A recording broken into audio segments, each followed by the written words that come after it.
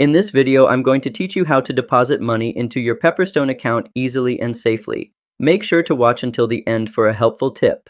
Let's get started.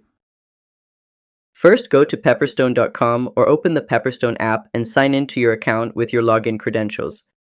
Next, head over to the trading account section from your dashboard so you can manage your accounts.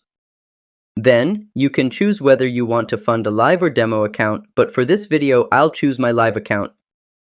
Now find your account and click the deposit button next to it. This will open the deposit options.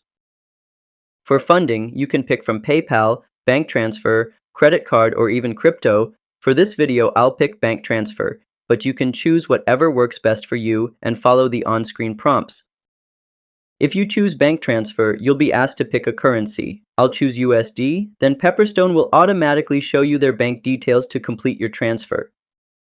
And that's how you deposit money into Pepperstone. If you found this helpful, don't forget to like this video and subscribe to How to Tutor for more easy trading tutorials. See you next time!